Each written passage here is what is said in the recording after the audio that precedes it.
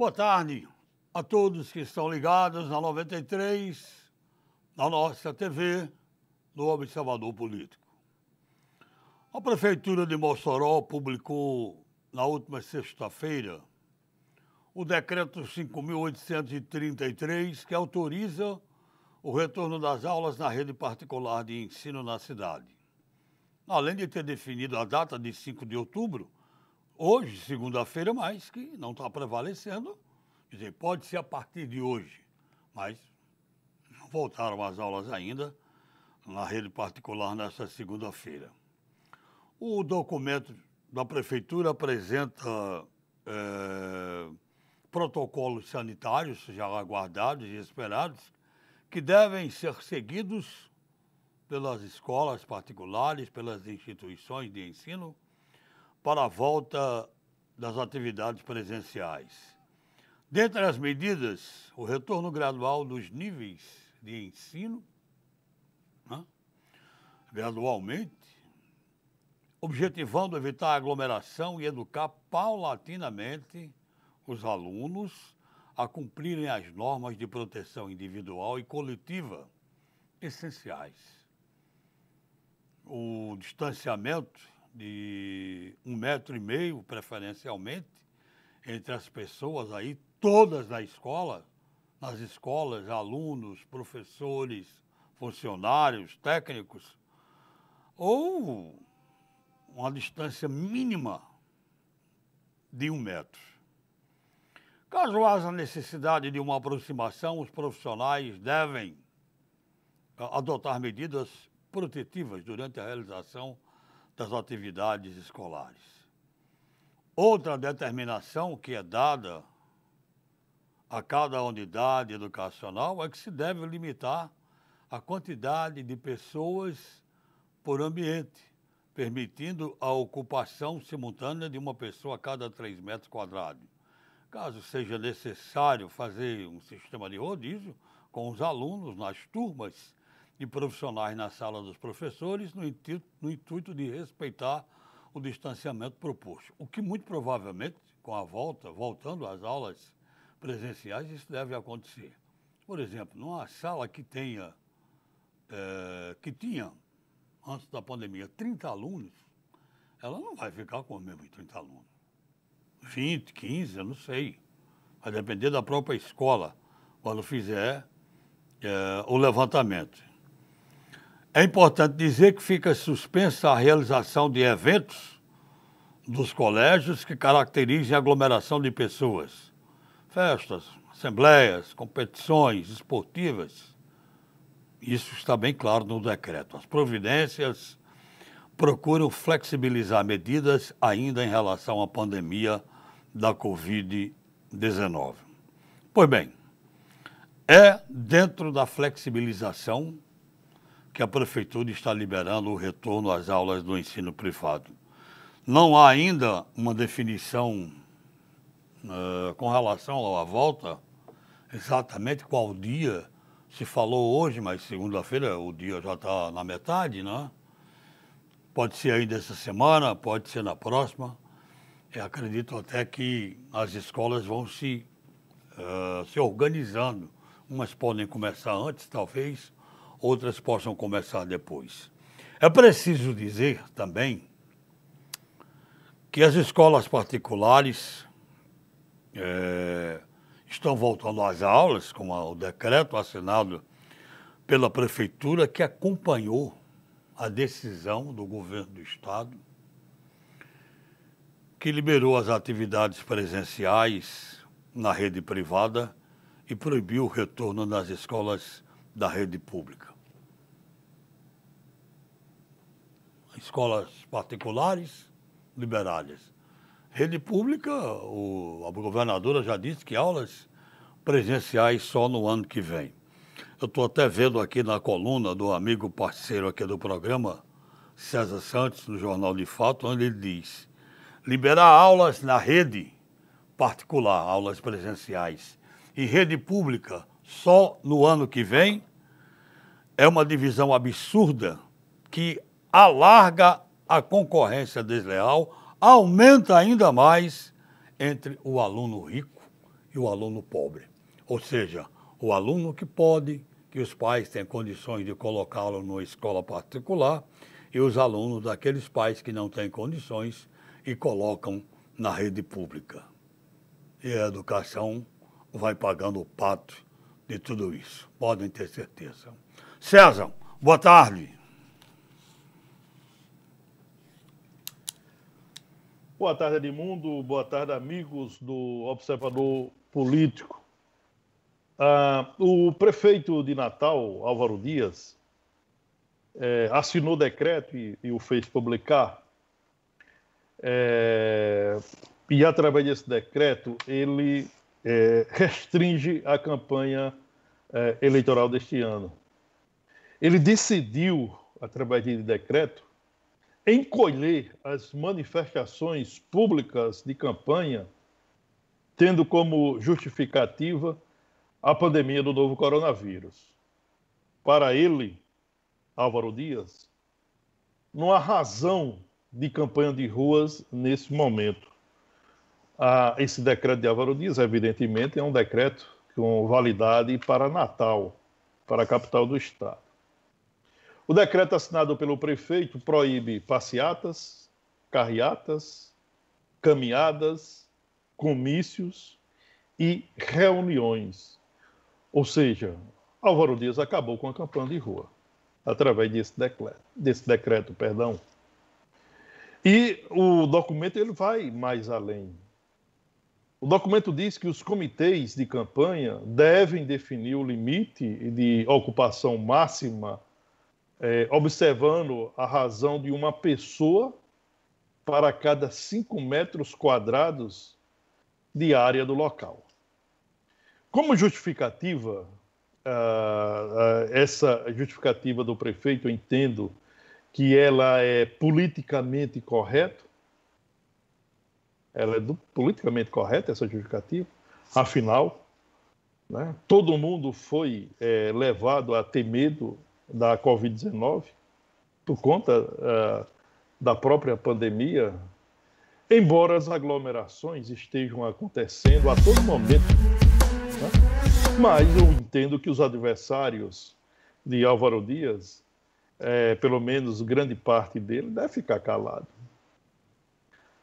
Ou seja, se ousar falar, enfrentará a opinião de que é a favor das aglomerações e, por consequência, contra a vida. Eu acho que é mais ou menos esse enredo que nós temos nesse momento. Não vai daqui a afirmação, e esse não é o meu propósito, de que Álvaro Dias, favorito no presente pleito, conforme todas as pesquisas publicadas e divulgadas até aqui, não vai daqui a opinião de que ele se beneficia da pandemia para limitar a campanha eleitoral. No entanto, não há como contestar que o candidato que está na frente, e ele está na frente, as pesquisas mostram isso, né? Esse candidato leva alguma vantagem se não houver mobilização de rua. Nesse caso, a campanha na capital do estado, ela fica engessada ao programa de rádio e televisão, onde, evidentemente, cada um dos candidatos vende o seu peixe para uma plateia, na minha concepção, cada vez mais refratária a esse tipo de propaganda.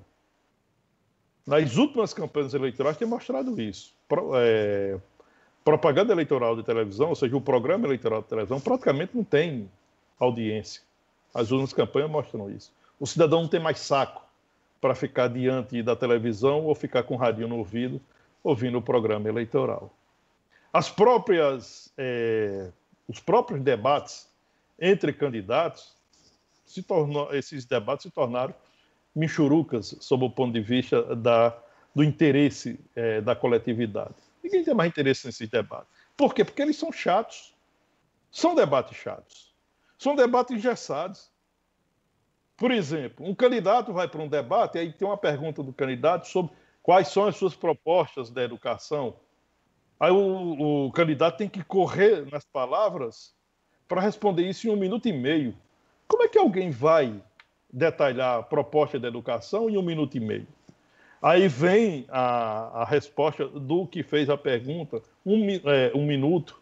Aí vem a tréplica, 1 minuto, e aí é um debate engessado. Só que, apesar de ainda ser engessado, de ter um pequeno tempo para a resposta, para tréplica, para réplica e tréplica, a maioria dos candidatos usa esse tempo para atacar quem está na frente. Né? É isso que a gente tem visto. E aí, devido a tudo isso, o cidadão perdeu interesse nos debates, nos programas eleitorais, etc. Sobra, então, as redes sociais, onde os candidatos farão as suas apostas.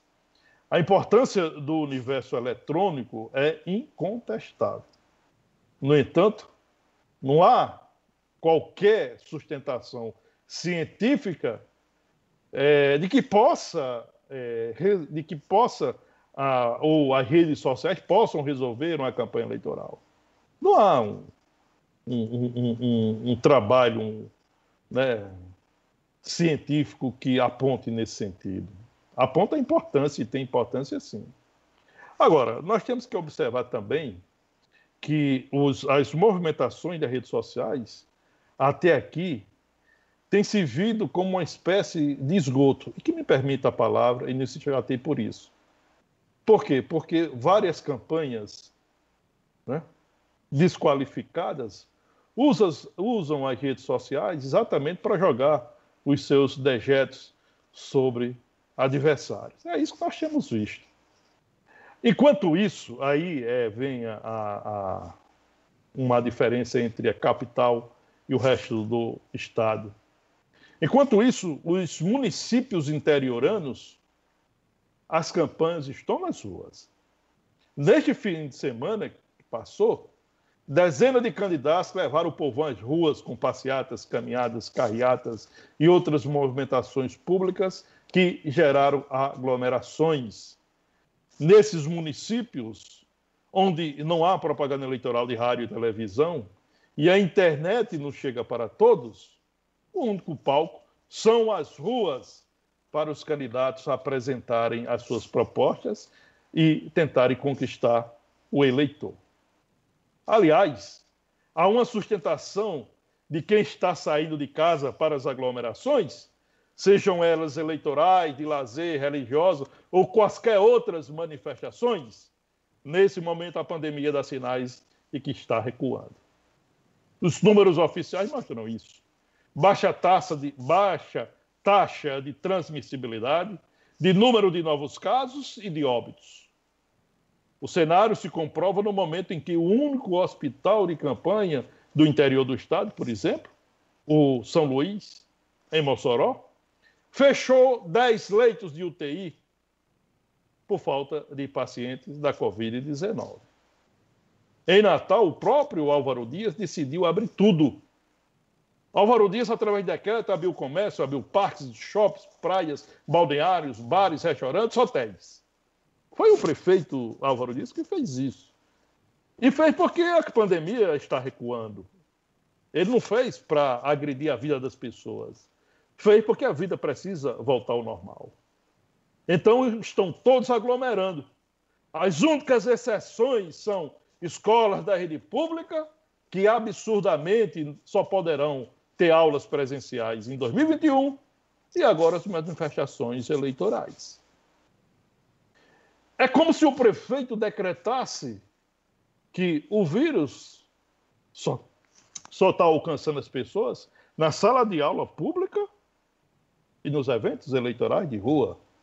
De resto, tudo pode. É mais ou menos isso que está acontecendo. Olha, daqui a pouco, outros gestores candidatos à reeleição farão o mesmo, se lhe for conveniente, evidentemente.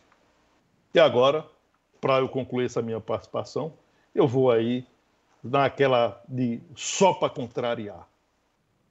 O próximo fim de semana será esticado pelo feriado de segunda-feira, 12 de outubro. Daí, eu pergunto, vão fechar as praias, os parques, os shoppings, ou deixarão tudo aberto para as aglomerações? com a palavra o prefeito Álvaro Dias.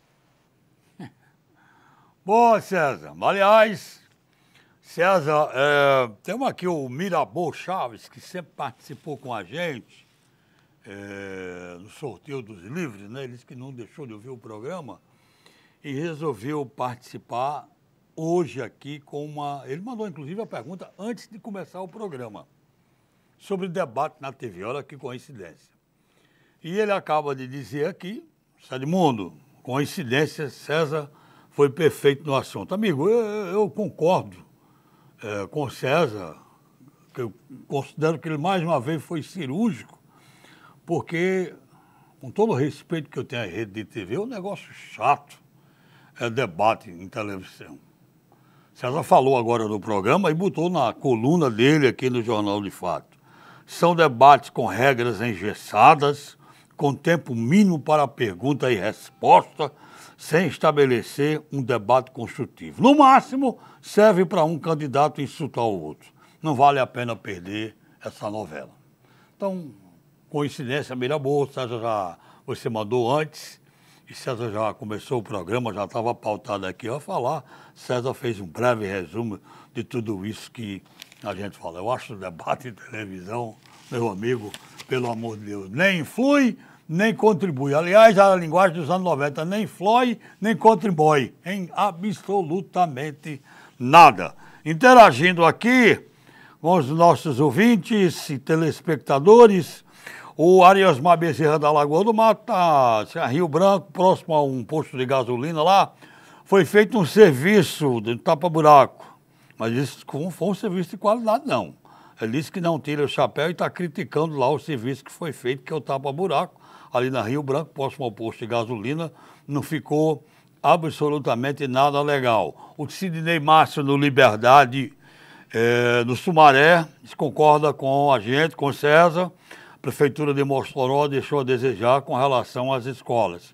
É porque a gente falou aqui que a Prefeitura assinou, a prefeita Rosalba Ciarline assinou o decreto, né, da volta às aulas presenciais na rede particular e da mesma maneira como o governo do estado,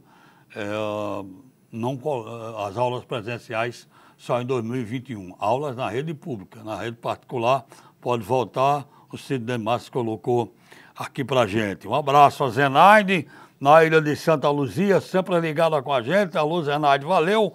E a pergunta agora aqui é de Zeneide. Desculpe. Zeneide, minha amiga. Eu estou chamando de Zenaide, não sei porquê. Zeneide, na ilha de Santa Luzia. César, a pergunta aqui é de Daiane. Ela disse que vai voltar pela primeira vez. Daiane Gurgel. Ela disse, como é que fica essa situação de candidatos impugnados? Eles vão poder continuar fazendo campanha ou tem que parar? Isso, inclusive, específico aqui, o caso, a gente aproveita, César, o pedido de impugnação, toda a Regina você já falou, e agora mais recente da vereadora Isabel Montenegro. Esse tema aí, César, por favor. Olha, um abraço a Daiane, né? Gostei da pergunta. O Ministério Público Eleitoral em Mossoró, ele já apresentou 3 ações de impugnação de registro de candidatura. A primeira foi contra a candidata a prefeita, de Cláudia Regina, né, que é do DEM, em razão de mais de 10 condenações que Cláudia Regina tem nas eleições de 2012. Depois, foi um pedido de impugnação contra a atual presidente da Câmara Municipal de Mossoró, vereadora Isabel Montenegro, que é candidata à reeleição. Ela é filiada no MDB.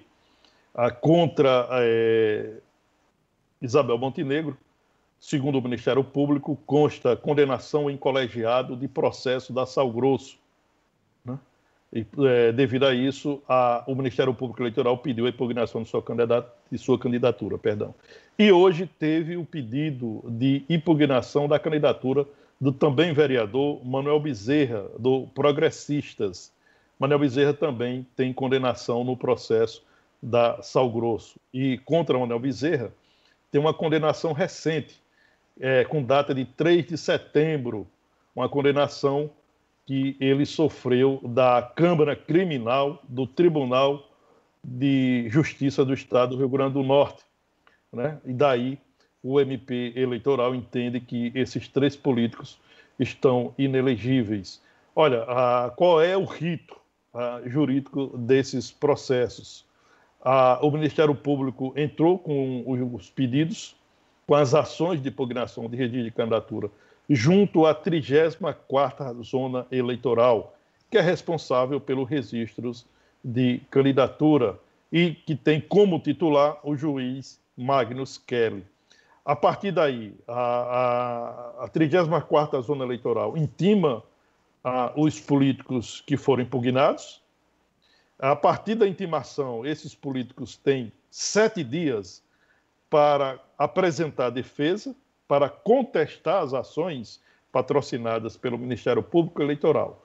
E depois daí, o juiz da 34ª Zona Eleitoral, Magnus Kelly, tem até 26 de outubro, conforme o calendário eleitoral, para julgar as ações e definir se defere ou indefere os pedidos de registro de candidaturas dos políticos impugnados. É exatamente esse rito que se segue na Justiça Eleitoral. Outra participação aqui, Gilvan Dias, tá mandando um abraço para a gente, parabenizando o programa, disse que não dá para perder não. Os temas são muito importantes e pertinentes. Ele está falando aqui, o Gilvan, pedindo para a gente falar sobre a questão de lockdown nas cidades. Olha aí, Sadraque. César abriu o programa também falando nessa questão aí do prefeito de Natal, Álvaro Dias. César, é um assunto que a gente falou há uns 15 dias atrás, eu acho, 2 semanas, que a gente debateu aqui no Observador Político, né? Estávamos eu, você e Lairinho na bancada, quando foi feita uma pergunta assim, e se o prefeito decretar lockdown na cidade para a campanha, a gente debateu, o Gilvan está perguntando sobre isso. Eu acho que é importante a gente até voltar a falar aqui. Qual é a sua opinião a respeito, César? Olha, nós temos aí, por exemplo, essa decisão do prefeito de Natal, que acompanha também decretos que foram assinados em Caicó, né? Em Florânia, duas cidades da região do Seridó. Nós temos aí um conflito desses decretos com a lei, aquela chamada lei das eleições, né? Que é a Lei 9.504/1997. Essas leis é que estabelecem as campanhas eleitorais e definem as suas regras, né? E a gente sabe que esses decretos municipais, eles são respaldados por uma decisão federal do STF, do Superior Tribunal, do Supremo Tribunal Federal. Então nós temos um conflito entre os decretos e a questão das leis que conduzem às eleições, sejam elas em quais esferas forem. Agora, nós temos o seguinte, esses decretos, eles não são lockdown. Curiosamente, esses prefeitos estão decretando apenas para impedir as campanhas de rua. Não há um lockdown aí. Não tem um fechamento da cidade, não tem absolutamente nada disso. Essas cidades não funcionam normalmente, né? Transporte coletivo funciona, transporte intermunicipal funciona, transporte interestadual está funcionando, comércio está funcionando, hotéis estão funcionando, bares estão funcionando, parques, praças, etc. Essas 3 cidades, Natal, Florânia e Caicó, decretaram apenas o fim da campanha eleitoral de rua, o que é muito grave. Ora, nós não podemos, Edmundo, e eu vejo dessa forma, nós não podemos falar em eleições democráticas se essas eleições não têm campanha eleitoral. Na capital do estado, tudo bem que aí você oferece ao eleitor o programa eleitoral, que vai começar agora dia 9 de outubro, né? Primeiro turno. Você tem as redes sociais, etc. Mas municípios de pequeno porte, por exemplo, Florânia, a prefeitura decidiu impedir a campanha eleitoral de rua. Como é que o candidato vai apresentar suas propostas ao eleitor lá em Florânia? Se não tem programa de rádio, se não tem programa de televisão, se a internet não chega para todos os eleitores lá de Florânia. Nós não podemos falar de eleições democráticas se nós não temos campanha eleitoral. A campanha eleitoral é importantíssima e é a campanha eleitoral que legitima a eleição. Como é que você vai ter campanha eleitoral sem candidato alcançar o eleitor, se aproximar do eleitor para apresentar suas propostas, para conquistar o seu voto mediante as propostas que tem para aquela cidade? Então, é uma situação que eu vou voltar lá para a raiz do problema. Se não era para ter campanha, então o Congresso Nacional não poderia ter optado pelo adiamento, né? Transferindo de 4 de outubro para 15 de novembro. O Congresso era para ter cancelado. Era para ter cancelado as eleições. Se não tem como fazer campanha de rua, se não tem como fazer a campanha eleitoral, que cancele. Agora, nós não podemos ter eleição sem campanha eleitoral. É um absurdo o eleitor ir para as urnas sem saber as propostas do candidato. Ele não vai ter uma sustentação mínima que seja para escolher um candidato, já que não conheceu as propostas dos candidatos, não sabe quem são, quais são as suas intenções. Então, acho que na maioria dos municípios, embora estamos em pandemia, tudo mais, se marcou a eleição é para ter campanha. Eu não vejo eleição sem campanha de rua. É impossível você imaginar uma eleição democrática sem o candidato fazer campanha. Olha, vamos interagir aqui, continuar interagindo com os nossos amigos ouvintes e telespectadores. O nosso amigo aqui está dizendo o seguinte: descobriram a vacina em Mossoró. Esse final de semana as campanhas e aglomerações estavam em toda parte. Na política está valendo tudo. Olha, meu amigo ou minha amiga que mandou aqui a mensagem, a postagem, é isso que estamos debatendo agora. César Santos acabou de falar sobre esse tema. Não existe uma campanha para se escolher os prefeitos e vereadores de 5.600 e tantos municípios, sem que você conheça os candidatos. Admitimos que há um certo exagero. A ponto que se descobriu a vacina aqui, claro que não. E alertando bem, o César está falando. Segunda-feira que vem é um feriadão. De hoje a 8 dias. É dia feriado 12 de outubro, dia de Nossa Senhora Aparecida, padroeira do Brasil. Agora, vou repetir mais uma vez as palavras de César. Será que vamos chegar à situação do seguinte: os prefeitos vão determinar que, tem vírus nas escolas públicas, nas particulares não tem. No meio das campanhas políticas que tem, mas nas praias, nos shoppings e nas outras aglomerações não tem. Então, tudo isso está num bojo, num contexto muito grande que a gente não pode aqui usar. Eu estou com todo o respeito à opinião do ouvinte e telespectador, mas a gente usar aqui, eu até vou colocar esse termo, 2 pesos e 2 medidas com relação à eleição. É aquela coisa, a classe política ainda tem, as pessoas, muita gente ainda olha torcendo para um lado, né? Torcendo a cara para um lado. Vamos aqui, hoje os bancos estão cadastrando os usuários para a nova modalidade de transferir e fazer pagamento do Pix, que irá extinguir os famosos TEDs e DOCs. Olha aí, que informação importante, quem tem transação bancária. Hoje os bancos estão cadastrando os usuários para a nova modalidade de transferir e fazer pagamento. O Pix, que vai extinguir os TEDs e os DOCs. Ok?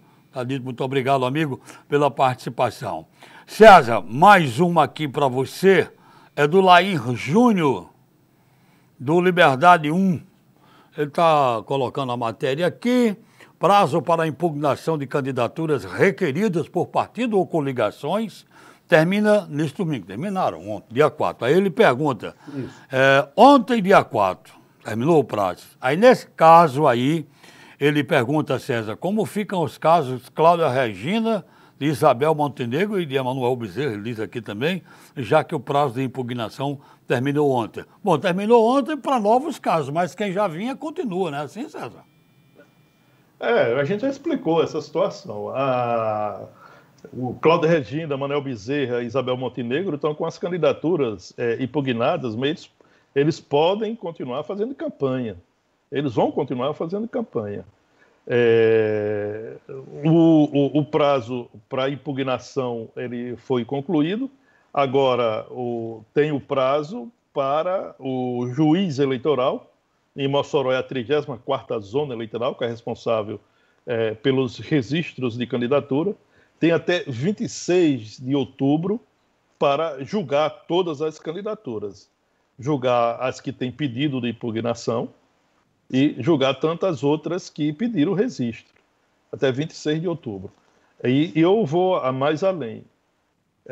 Se qualquer que seja a decisão do juiz da 34ª zona eleitoral, o juiz Magnus Kelly, em relação ao pedido de registro de candidatura, eu penso que o processo vai continuar em outras esferas. Por exemplo, se a decisão do juiz for contrária ao desejo de Cláudia Regina, ou seja, se o juiz entender que Cláudia Regina está inelegível, ela vai recorrer da decisão ao Tribunal Regional Eleitoral. Se a decisão do Tribunal Regional Eleitoral for contrária a ela, ela vai buscar os seus direitos, que julga tê-los, no Tribunal Superior Eleitoral. Da mesma forma, se a decisão for favorável a Cláudia, o Ministério Público Eleitoral vai recorrer ao TRE e, por conseguinte, vai recorrer ao TSE em Brasília. Então, esses processos vão seguir nessa linhagem. É muito ruim você fazer campanha, né, na dúvida, né?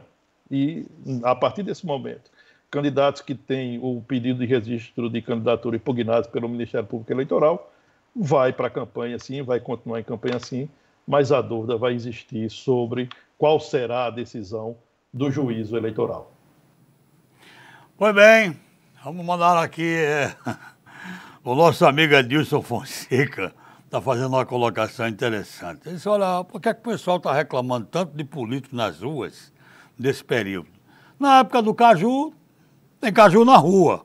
Na época da manga, também. Então, é época de política, a gente vai ver político na rua mesmo. É verdade, Edilson Fonseca. Na época de campanha política, os políticos já vão estar na rua, porque, em verdade, nós não podemos querer, em momento algum, se imaginar que se pode fazer uma campanha política sem que os políticos, os candidatos, no caso agora, os candidatos a prefeito e a vereador, estejam nas ruas fazendo suas campanhas. Bom, Edmundo, só para dar um arremate em relação a isso, nós temos em Mossoró 470 candidatos pediram registro de candidatura à Câmara Municipal de Mossoró. 470 é número recorde. Como é que esses candidatos vão conquistar o voto se não puder ir à rua? Eles vão ter que aglomerar. E na hora que ele sai às ruas, ele sai com as suas assessorias, ele sai com sua equipe de comunicação, ele sai com a sua equipe de produção de vídeo e etc. Vai aglomerar, não tem como. E se ele não puder sair à rua, como é que ele vai conquistar o voto? Quem vai saber que o fulano é candidato, que cicrano é candidato? Ele tem que se apresentar ao eleitor. E como é que ele se apresenta ao eleitor? Nas ruas. Nas ruas que ele se apresenta ao eleitor. É impossível você ter eleições e não ter campanha de rua. É impossível. Nós não temos como imaginar de forma diferente. Então, se tem uma pandemia, se essa pandemia é um risco, tal, cancela as eleições, acabou.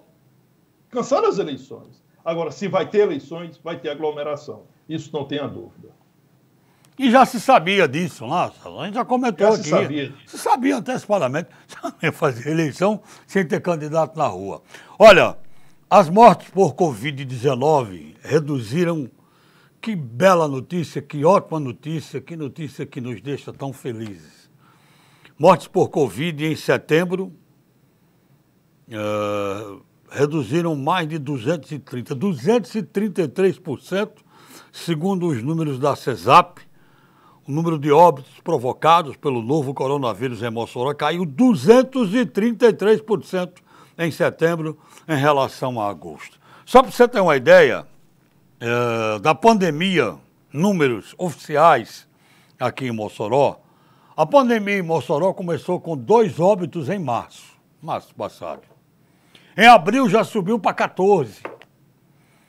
Em maio, 47. E o pique maior de mortes pelo coronavírus aqui em Mossoró foi o mês de junho, 60 óbitos. 2 em março, 14 em abril, 47 em maio, 60 em junho foi o pique. Aí começou a descer. Em julho, ficou ali, 59. Junho, 60, julho, 59. Em agosto, 30 óbitos. Em setembro, 9. E agora, em outubro, nós estamos só com 5 dias de outubro, só um óbito registrado até agora. Isso foi possível por quê? Porque nós tivemos os cuidados. Eu, você, procuramos tomar aquelas providências da máscara, do álcool, do isolamento social, que nos meses de maio, junho e julho mais apertou a nós todos, mas foi preciso. Então é bom sempre continuar tendo cuidado. Porque, eu repito, as pessoas não têm nenhuma comprovação científica a respeito. A vacina ainda não chegou. E não tem nenhuma comprovação científica de quem teve Covid não pega de novo. Parece que não. Eu acho que não. Não sei, não posso dizer nada a esse respeito. Não tem nenhuma comprovação de que eu já tive, não tenho mais. Não tem. A gente só pode dizer isso num assunto sério que trata de vida, da morte. Documentado. Mas é bom ter cuidado, porque esses números aqui são muito bons, são ótimos, excelentes, mostrando que a pandemia está descendo. Acabando a pandemia, tomara que sim a vacina venha aí, embora falem numa segunda onda, a primeira é essa, a segunda, mas é positivo e a gente tem que divulgar. César, você tem mais alguma coisa que você queira falar antes do intervalo? Olha, tem sim, nós temos ainda, eu acho que 2 minutos aí, né? Uma decisão, que é uma decisão importante, né, do juiz Magnus Kelly, titular da 34ª Zona Eleitoral, concedeu liminar parcial, suspendendo os efeitos da dissolução do Diretório Municipal do Podemos. E aí, essa decisão do juiz dá uma garantia do registro de candidaturas de 13 candidatos à Câmara Municipal do Mossoró do Podemos. Por que foi necessário esse grupo de 13 candidatos ir à Justiça Eleitoral para ter direito da candidatura registrada? Porque simplesmente o presidente do Podemos estadual, o senador Stevenson Valentim, não queria deixar esses 13 políticos serem candidatos. Ele simplesmente decidiu o seguinte: olha, em Mossoró não quero candidatura não. O partido é meu, quem manda sou eu.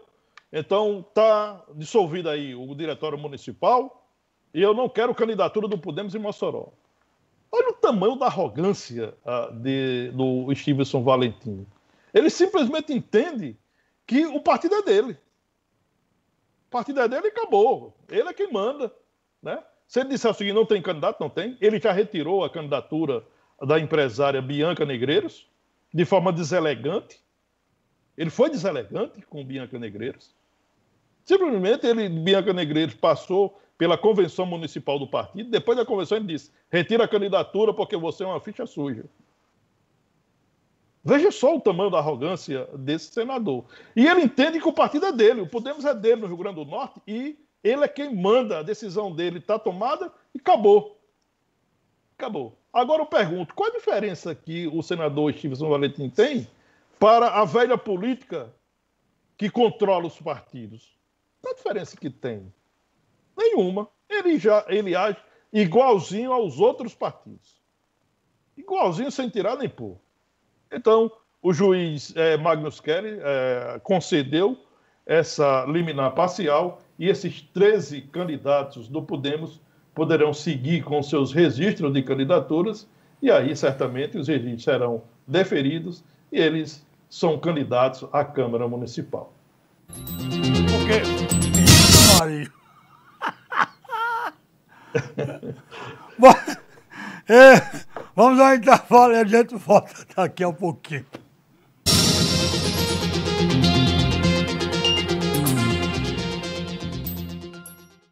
Você pode ajudar o Hospital Infantil Varela Santiago comprando Natal Cap e cedendo o direito de resgate. Sua contribuição pode transformar vidas. Atenção! Domingo é dia de sorteio especial no Natal Cap e você pode ganhar R$200 mil só no quarto prêmio. E mais no primeiro, segundo e terceiro sorteio, R$10 mil em cada. R$200 mil no quarto sorteio e 20 giros da sorte de R$1.500 cada e um giro extra de R$5 mil. Quer ganhar? Compre já! Os casos de violência doméstica no Rio Grande do Norte cresceram 258%. A violência doméstica é a maior causa de morte entre as mulheres. Mais de 60% das agressões contra idosos acontecem dentro de casa. 1 em cada 5 mulheres já foi espancada pelo companheiro. A frequência é uma realidade em 71% dos casos. A cada 2 minutos, 5 mulheres são espancadas no Brasil. As mulheres sofrem mais violência dentro de casa do que na rua. 56% das pessoas conhecem um homem que já agrediu a parceira. 54% das pessoas conhecem uma mulher que já foi agredida pelo parceiro. Denuncie. Denuncie.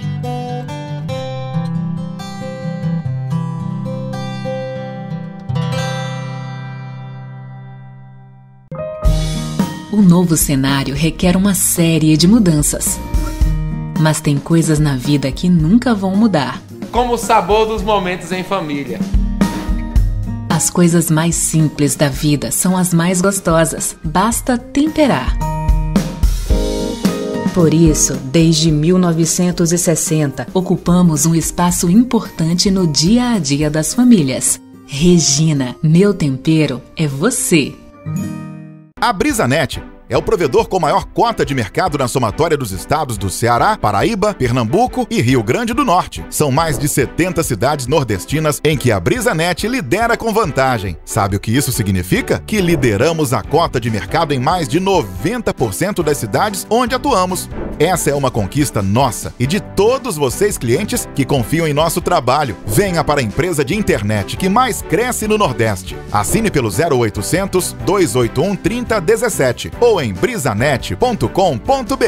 BrisaNet, levando o mundo até você. Toda sexta-feira temos um encontro marcado com o programa Anima Geral às 4 horas da tarde, com música, entrevista e muito mais aqui na tela da nossa TV.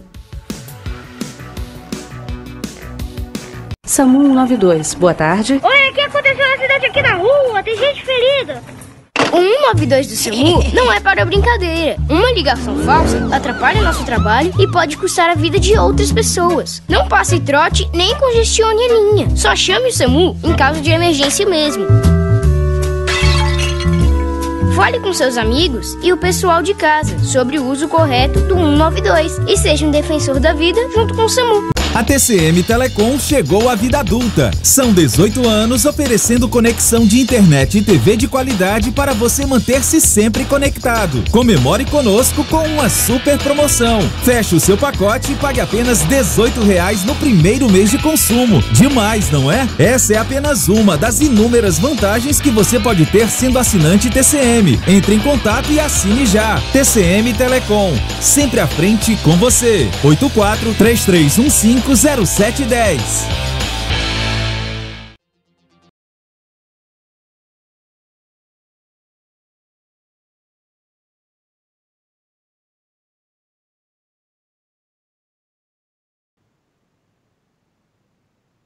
Estamos de volta com o Observador Político pela nossa TV e pela Rádio FM 93. Olha, como ano eleitoral, né, eu quero fazer aqui registro, né, eu gosto de datas, né, e gosto de fazer uma viagem ao túnel do tempo, né? E hoje está completando exatos 16 anos que a enfermeira Fafá Rosada era eleita prefeita de Mossoró pela primeira vez nas eleições de 2004. ela obteve 57.343 votos. Superou a sua principal adversária, a ex-deputada Larissa Rosado, que obteve 34.688 votos. Ainda foram candidatos naquelas eleições o ex-deputado estadual Francisco José, que chegou a receber 21.210 votos, e o jornalista Crispiniano Neto, que obteve 4.083 votos. Essas foram as últimas eleições que o PT teve candidato a prefeito de Mossoró. 16 anos depois, hoje, o PT está com candidatura própria, que, como todos sabem, é a candidatura da deputada estadual Isolda Dantas. O interessante é que também, no dia 5 de outubro, só que 4 anos depois, em 2008, portanto, fazendo agora 14 anos, Fafá Rosado foi reeleita prefeita de Mossoró com 65.329 votos, derrotando mais uma vez a ex-deputada Larissa Rosado, que recebeu naquelas eleições de 2008 46.149 votos. Ainda foram candidatos à prefeitura em 2008 Renato Fernandes, que teve 11.306 votos, e o estudante, ou líder estudantil, como ele se autodenominava, Heró Bezerra, que recebeu 464 votos. Nossos ouvintes e telespectadores, é a nossa amiga auxiliadora lá do Planalto, 13 de maio, está pedindo para se fazer Rua Vicente Leite, um apelo à Caerne, há mais de um mês que não vem água, né? Mas a conta vem todo mês, ela está falando aqui a esse respeito. Ok, auxiliadora, a gente está passando essa dica aí importante para que possa ter água na Vicente Leite, lá no Planalto, 13 de maio. O César Santos estava falando aí sobre data, e eu vou ler a seguinte frase sobre data. Hoje, 5 de outubro de 1988, na época, no que tange à Constituição, a nação mudou. A Constituição mudou na sua elaboração, mudou na definição dos poderes, mudou restaurando a federação, mudou quando quer mudar o homem em cidadão. E só é cidadão quem ganha justo e suficientemente um salário. Lê e escreve, mora, tem hospital e remédio e lazer quando precisa descansar. Esta frase foi dita no dia 5 de outubro de 1988 pelo então grande senador Ulisses Guimarães, no que tange à Constituição do Brasil. César, aqui eu tenho que trazer o seu comentário, a sua opinião. Você conhece de cátedra o que disse o grande Ulisses Guimarães à época, 32 anos depois da nossa Constituição. Nós mudamos? Mudou o nosso país? Um registro importante, Edmundo, que você faz, né? O deputado Ulisses Guimarães, ele batizou a Constituição, a nova Constituição, de Constituição Cidadã. Ali foi uma luta da nação, né? Um movimento que reuniu todas as cores, todas as matizes, né? Todas as ideologias políticas estavam juntas, né? E que concebeu ao país, eu penso que a Constituição mais perfeita da história do Brasil e que continua em voga, né? Evidentemente que nós tivemos aí muitas propostas de emenda à Constituição que são necessárias, né? Com o tempo, a Carta Magna ela precisa ser aprimorada e vem sendo aprimorada, mas a Constituição, em sua base essencial, ela está mantida, ela está preservada, está respeitada. Isso é o que é mais importante. É verdade. Olha, vacinação. Campanha de vacinação contra a poliomielite destinada para crianças de até 5 anos E a campanha de multivacinação tem como público-alvo crianças e adolescentes de 5 aos 15 anos, começando nesta segunda-feira, essa campanha, uma campanha nacional do Ministério da Saúde, que visa atualizar a caderneta de vacinação de crianças e adolescentes que têm com até 15 anos, né? Até 15 anos de idade. No estado, a campanha é coordenada pelo Programa Estadual de Imunização.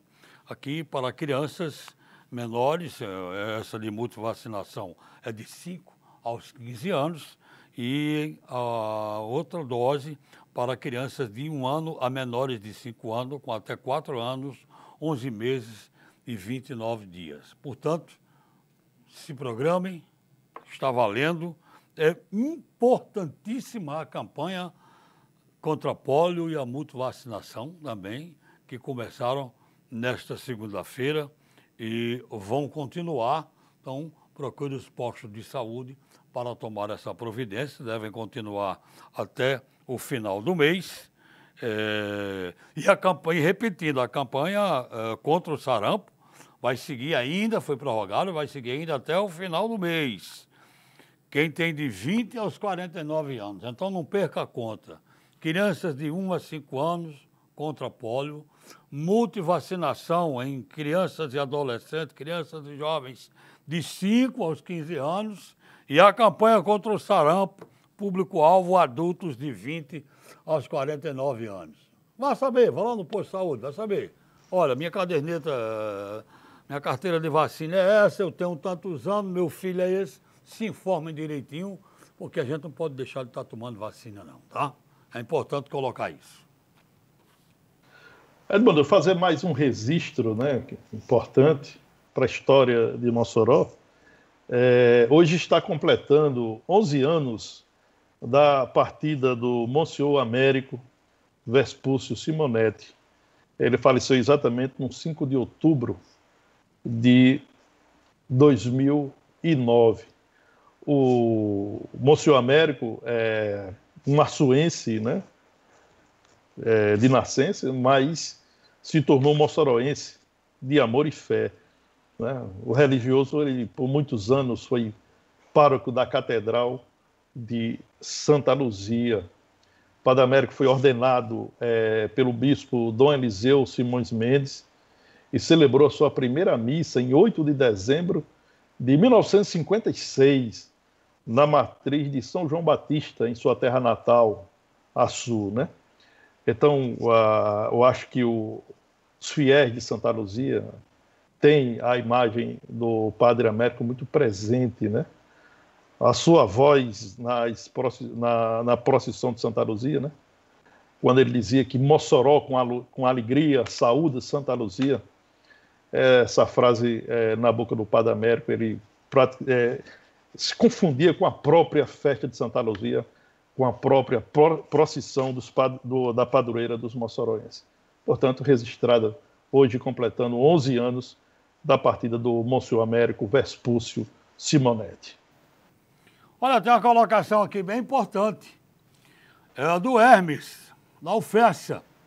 Ele diz o seguinte: é impressionante como a comunidade acadêmica, a UFESA e o ERN, são esquecidas.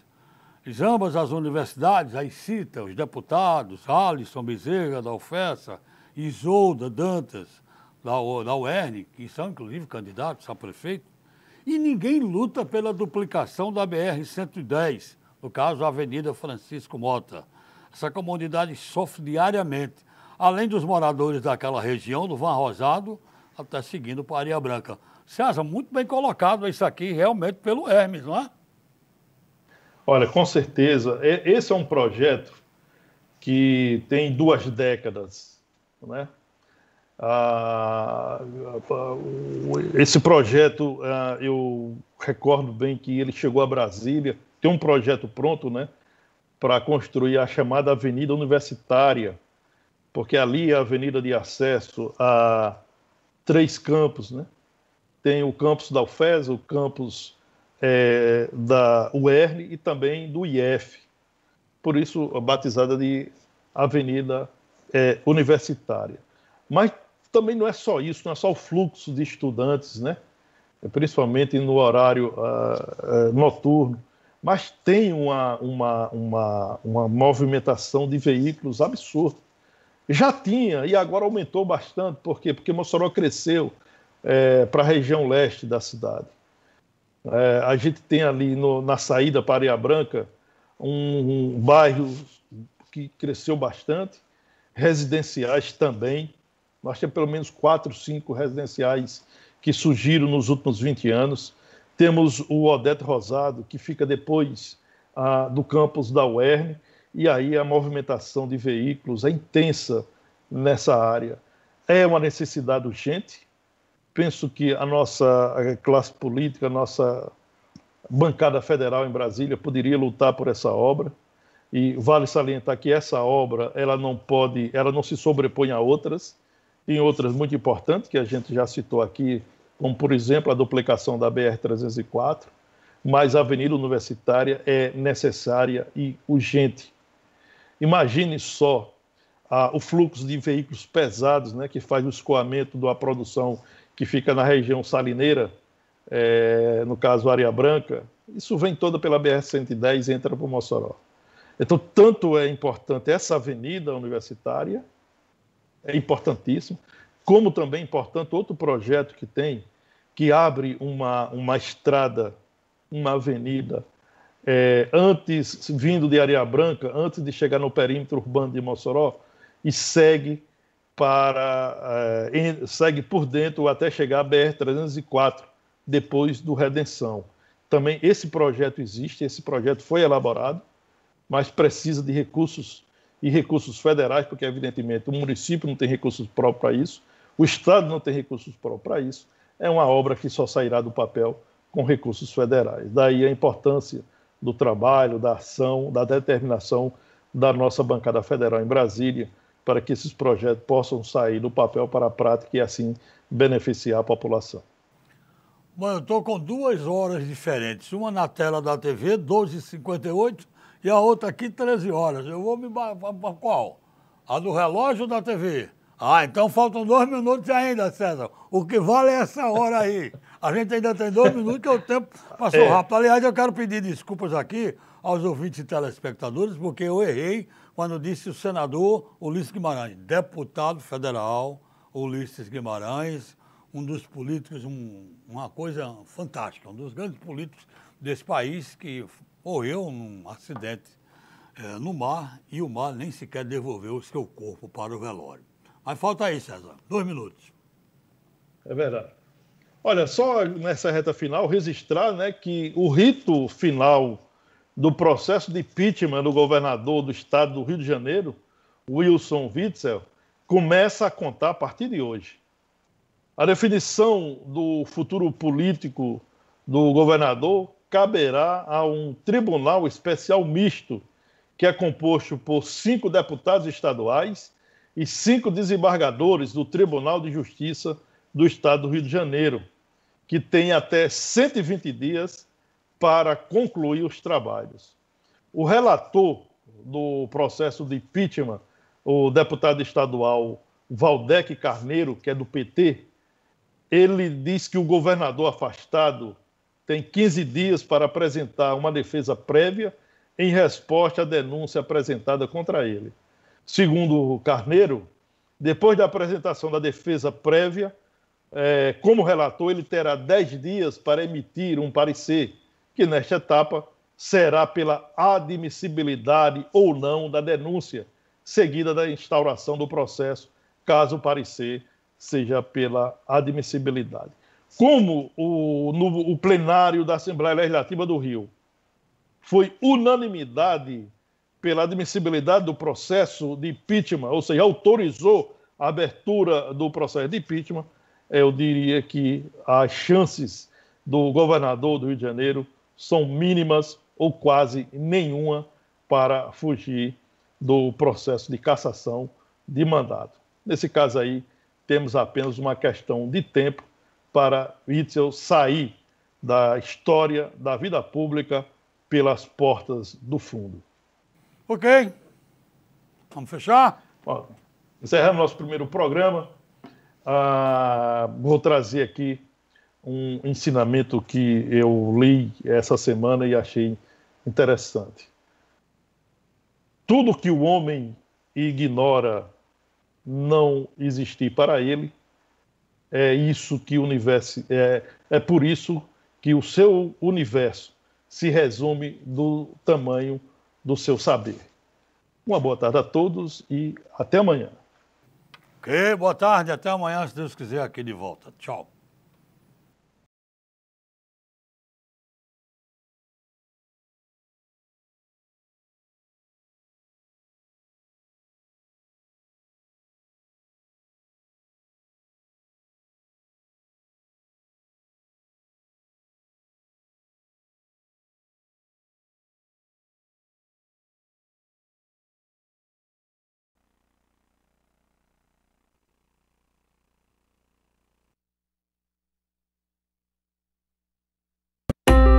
A nossa TV está presente em